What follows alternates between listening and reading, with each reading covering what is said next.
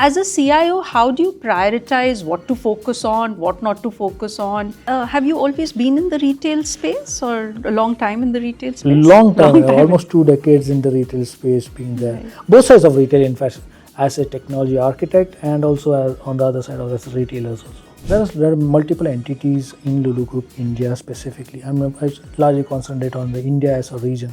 Where is innovation harder to do? Is it in like the tech systems of the back end, or is it in customer experience? Hi everyone. We are recording this episode of CIO Chronicles on the sidelines of CIO Association's Kerala chapter's annual event happening here in Cochin. And with me today is Anil Menon. He is the CIO of LULU Group. Thank you for being on the show, Thanks Anil. for having me here. Pleasure to meet you again. We've met over the years. Sure. And today I'm hosting you on our podcast. It's a Pleasure real is pleasure. mine. Tell us a little bit about what you do at LULU Group. With LULU Group, because and the way it is structured, there are multiple entities in LULU Group India specifically. I largely concentrate on the India as a region. While other owners had a vision saying that India being the next big economy to be there, we need to have a very focused approach towards how do we go by in India. And that's where my part comes in. From a technology aspect, from an innovation aspect, India is a ground where the world experiments, right? Yeah. Innovations happens here, right? And it's been taken back to the world. Why not we do it here from our side, from as LULU, right? Yeah. And that's where we started this whole thought process saying that let's have India region specifically called out in the whole geography of LULU Group. And my larger role lies from building up a team out there, while the other activities of technology still rise the infrastructure, the network, the security, the applications, and e-commerce and others. But getting an innovation culture being built in, while innovation is very loosely spoken about, but getting the culture up and running over a period of time is what the owners had a focus on, specifically from India. The idea is, let's test it on this ground.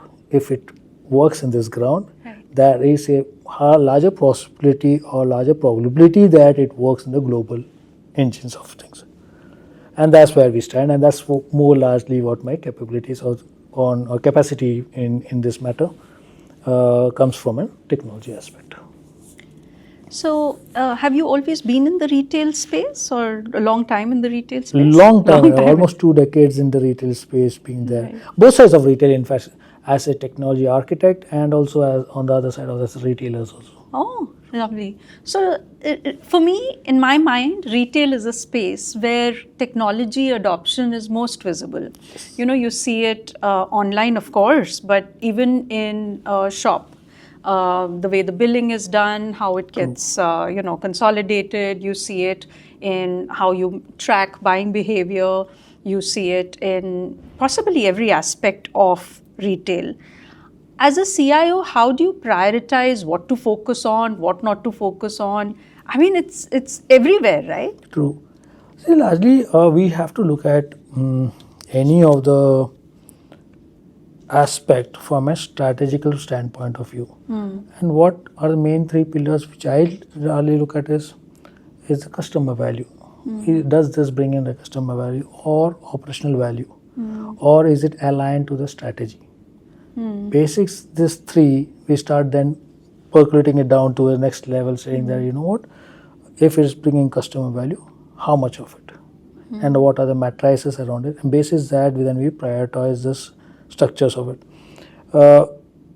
While people jump too much on the customer friend, but if you have noticed, you may be doing a beautiful job at the customer end, but if the customer expectations are not fulfilled by the back end, which is supply chain and others, the agility around there is what makes this whole journey completed, right? So we'll have to learn, just not look at okay, I'm giving customers some experience, but the experience is just not at the store level. It is a complete back-end agility by which you can then bring it to the forefront. So that's where we largely work on.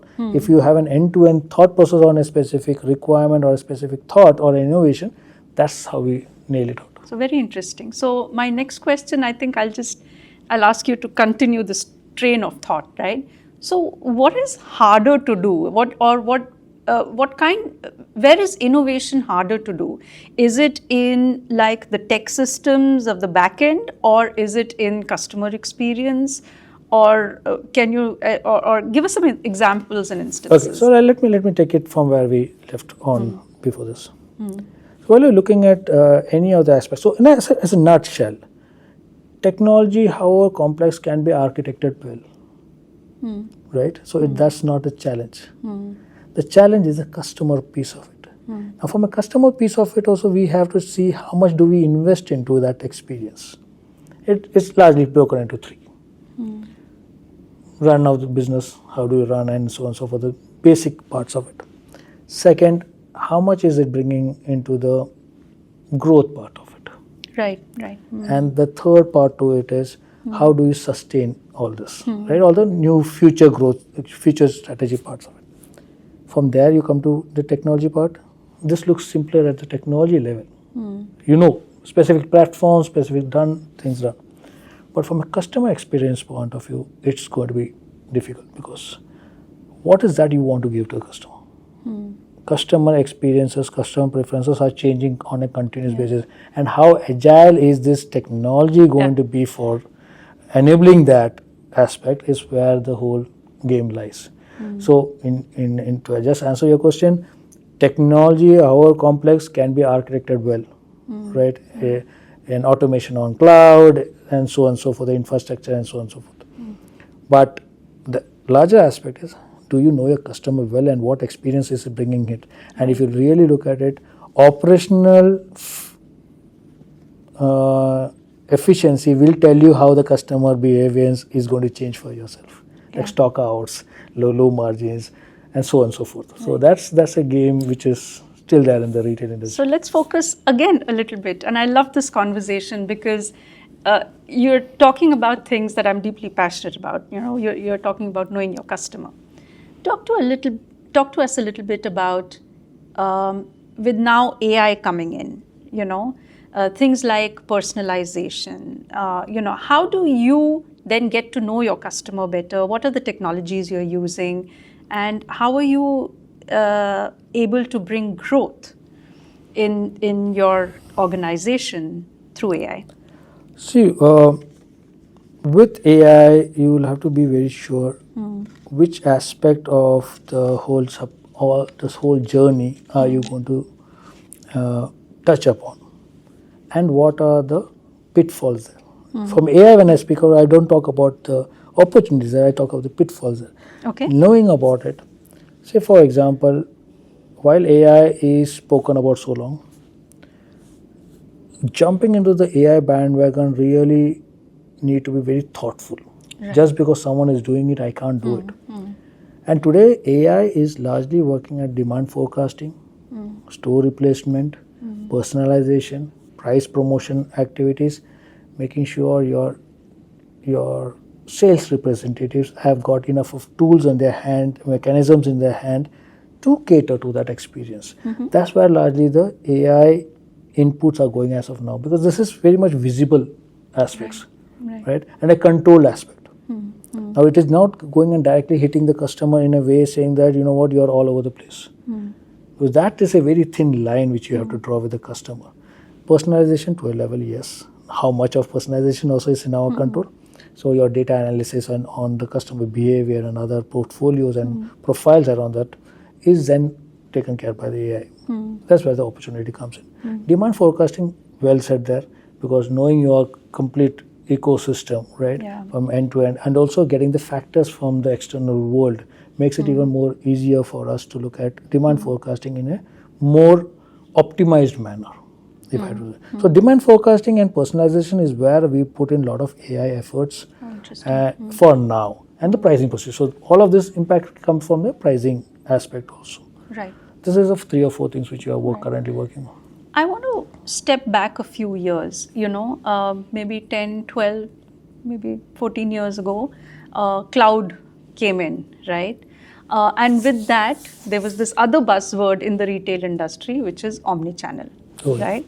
So, and I've been hearing it since then, and I never quite either understood it or felt how real it was. So, talk to us a little bit about what does it actually look like in practice for the retail industry and for you in particular. See, from an omni-channel layman's thought process, it doesn't matter how many channels as a brand do you have. It is how many of these channels are invisible for the customer. That's the key there, right? For a customer, what it really means is a unified inventory, a unified customer experience, customer loyalty, is a walk through the channels which is totally seamless. Right. Right? That's where the whole key lies. And what comes out from this is when you unify your inventory or a customer experiences, right?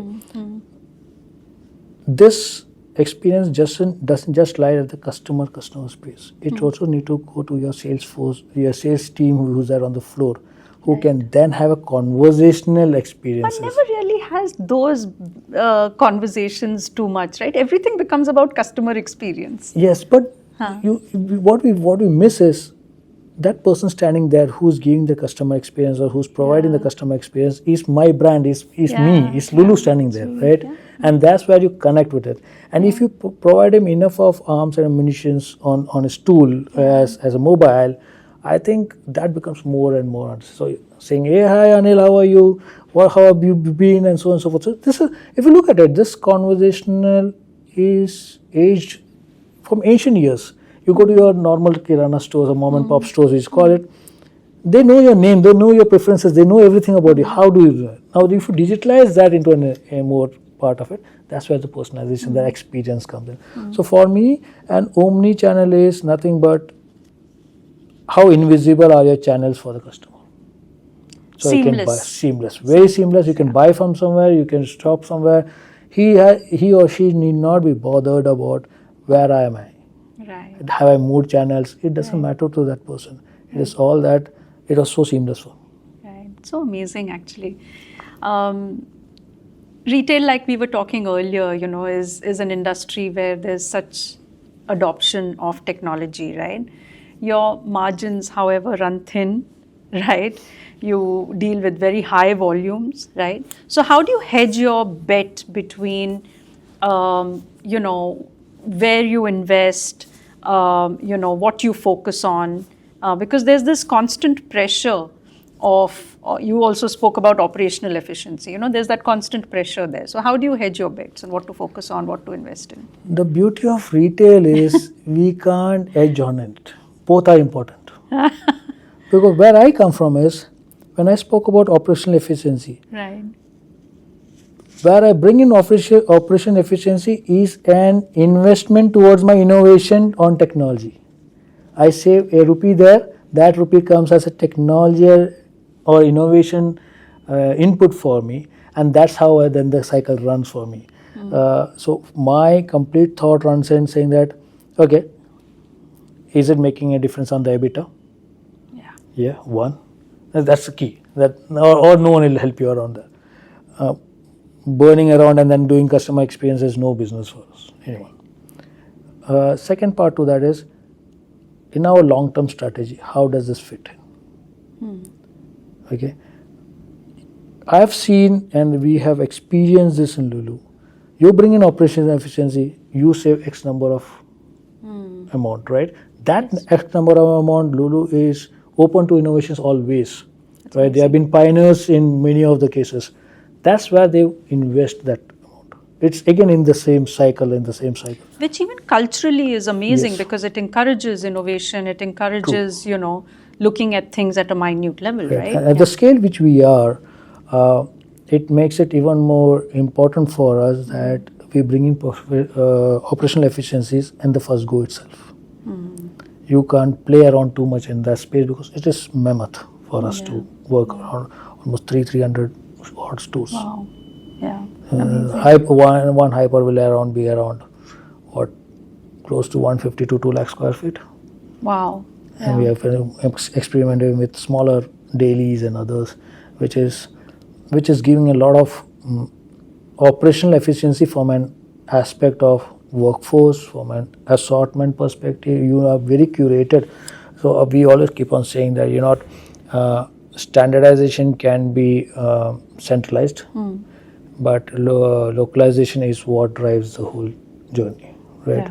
So as Anil and I sit here together, we are on the sidelines of the CIO Association Kerala chapter's annual event.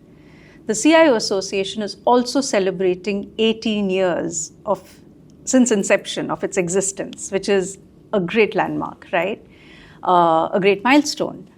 I want to ask you, Anil, that you've been a CIO and prior to that you've been a technologist for 18 or more years.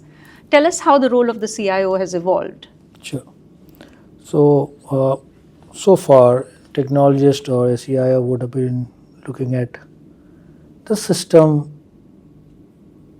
leader or the system, the go-to man for the system, right? Today, they are looked at as a co-architect in the whole business aspect. While previously we used to support strategies or by having the ERP in place, the infrastructure in place, the networks and securities and others in place. Today what we do is we just do not support the strategy, we shape the strategy here. Yeah. That's a huge change for us. We talk about just not technology, we talk about growth, we talk about operations at this point of time. And that's the lens which we take at this point of time. So largely the whole change which has come up is people have taken technology just not as a system per se, but a strategy defining element in the organization. That's where we look at, and we are the drivers for it. And you have a seat on the table with We the have a seat board. board. Yeah. Yes. There's no board nowadays without a CIO being there, and that's Right. where the first thought goes. Thanks to forums also, the business leaders are also so educated around this whole part of technology that that's a meaningful conversation which comes up there. It's no more about how much you're going to spend or how do you spend, why do you spend, and where can we get the EBITDAs, where can we bring the changes. That's the conversation which is going on. Which is incredible, right? The evolution. And as a marketer, I see that for marketing also, right? I mean, we have evolved, we have to present to the board, we no longer have to explain why marketing is needed, but explain how much value it will bring to the table. So since we're speaking of technology, since we're speaking of AI, as we close the podcast today, give us one sentence on the impact of AI on retail. See, retail in a nutshell is demand versus fulfilling the demand of the customer and getting that experience there. AI will bring speed to it. AI will bring precision to it.